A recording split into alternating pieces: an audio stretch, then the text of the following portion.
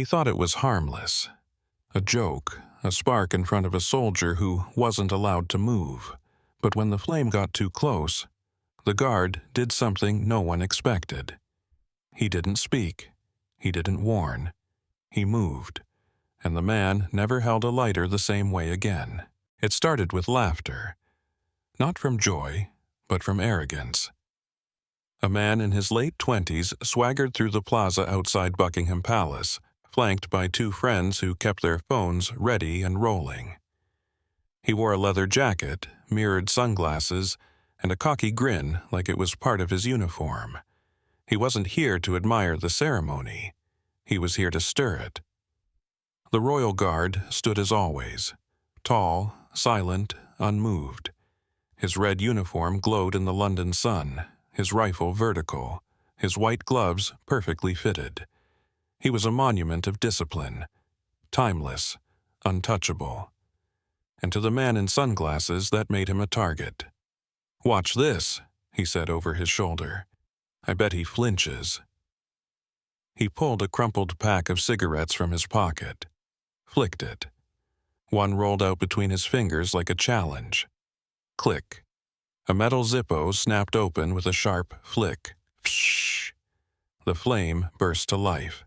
The crowd, half aware of the scene, didn't yet realize what was happening. A few tourists paused. One woman looked uneasy. The man took a long, slow drag, never taking his eyes off the guard. "Doesn't even blink, huh?" he said with a smirk, exhaling smoke sideways. Then he stepped forward, closer. Now he was less than a meter away. He raised the lighter again, not to smoke, but to bring the flame inches from the guard's face. "How about now?" The flickering flame danced between them, just off the line of the soldier's cheek. The smoke curled like a question mark in the air. Still, the guard did not move, but his jaw tensed, his shoulders straightened. And behind that stoic mask of silence, a decision was already being made, because flame near the face is no longer mockery, it's escalation. And the man holding the lighter, he was 2 seconds away from learning exactly how fast discipline becomes power. For a heartbeat, the flame hovered in place. It wavered at the edge of the guard's cheek, close enough for heat to kiss the skin, close enough for the smoke to thread its way into the soldier's breath. The man in the leather jacket smiled wider, emboldened by the guard's inaction. "Not even a blink," he whispered, more to the camera than to himself. He turned slightly, giving his friend a better angle, cigarette dangling from his lips, lighter still burning in one hand. The flame wasn't just near the guard now. It was invading. A few bystanders stopped walking. One woman quietly gasped. Another man muttered, "That's too close." The soldier didn't flinch. He didn't step back. But the stillness had changed. It was no longer the stillness of inaction. It was the stillness before a strike. And then, in one smooth, rehearsed, shockingly fast motion, the guard moved. His right arm, gloved, steady, rose with surgical speed, cutting upward in a diagonal arc. He didn't slap the lighter away. He didn't strike. He disarmed. His fingers closed around the man's wrist. The lighter snuffed instantly from the shift in angle. The attacker's hand jolted upward, forced by the grip, twisting backward unnaturally. His body followed, not by choice, but by leverage. Yo, hey," he blurted, stumbling, suddenly off balance. The cigarette fell from his mouth. The sunglasses slid halfway off his face. The lighter hit the ground with a metallic clink. In one fluid continuation, the guard took a half step forward, guiding the man's own momentum, turning his wrist outward and forcing him down into a crouch, a silent, calculated redirection. It was over in less than 3 seconds.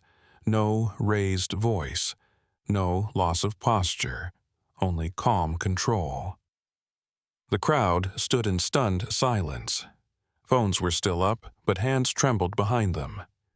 This wasn't a show anymore. It was a lesson, And the man who thought fire gave him the upper hand? Now he couldn't even lift one.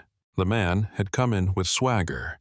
Now he was on one knee, not by force, but by geometry. The royal guard's grip remained locked around his wrist, elbow extended, pressure angled perfectly to bend the man without breaking him. No wasted movement, no wasted power, just precision born from training, not anger. His leather jacket bunched at the shoulder as he struggled to twist free, but every motion only made the control more secure. He wasn't being hurt, he was being held, and that, somehow, was worse. "Let go, man. It was a joke," he barked, half panicked, half defensive. But the guard didn't reply, didn't grunt, didn't glare, didn't even look directly at him. He simply stood, one boot forward, rifle steady in his left hand, posture as flawless as if the altercation never happened. His only movement was the arm controlling the man's wrist, locked at the elbow, tight at the shoulder, perfectly measured. The crowd began to shift. Where there had once been laughter and phones raised for fun, now there was silence and restraint. A few people lowered their cameras. Others just stared.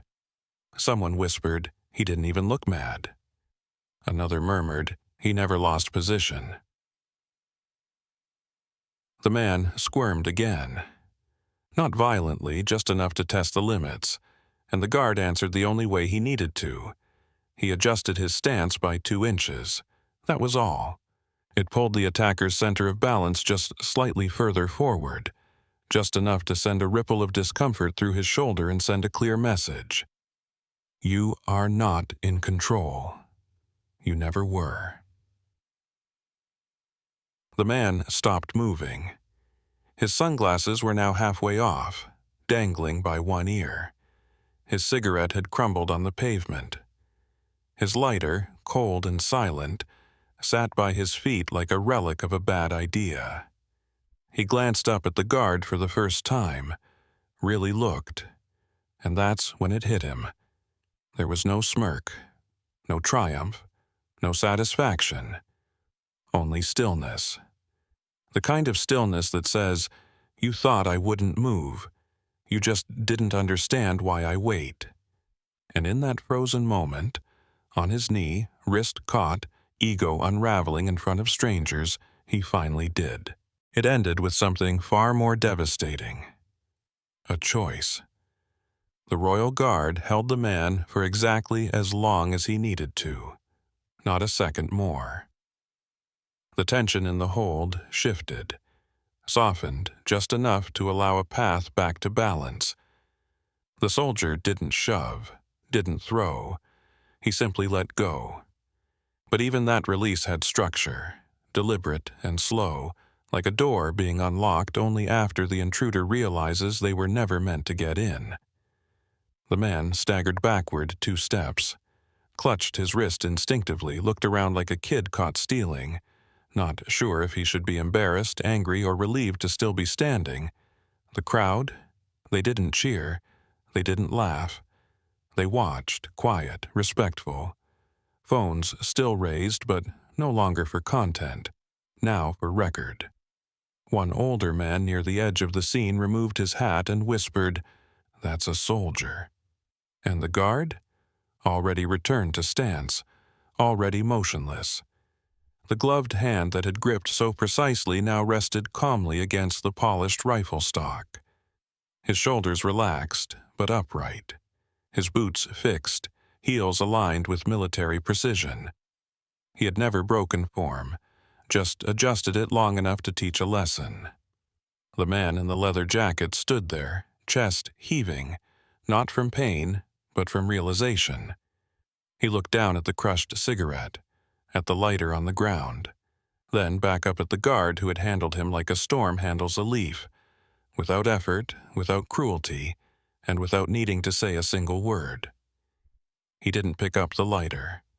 He didn't say sorry. He just backed away, slowly, melted into the watching crowd like a dropped coin rolling between feet.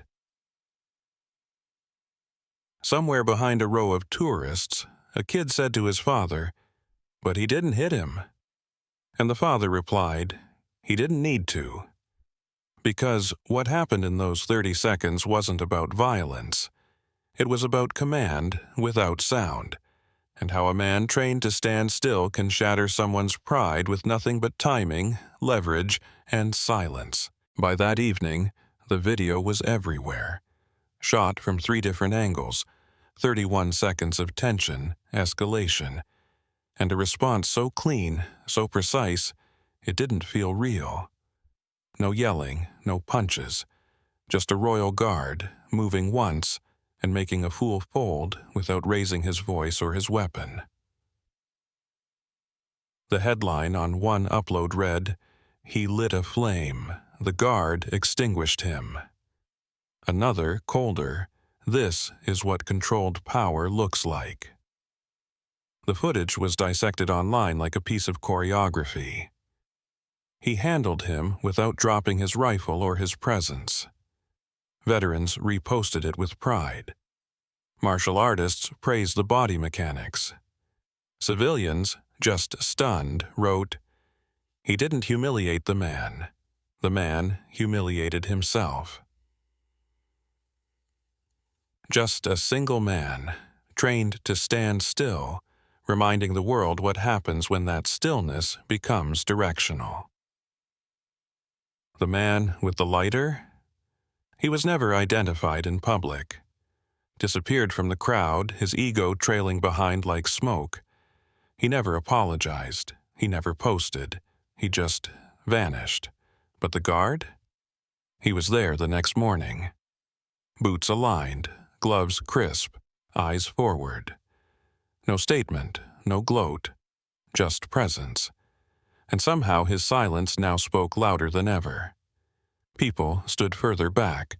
Phones filmed more slowly. No one joked. They didn't just see a man in uniform. They saw the line. A line you don't cross.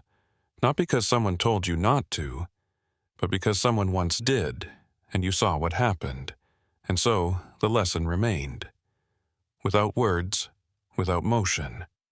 Just a soldier standing alone, unshaken, undefeated, and absolutely clear.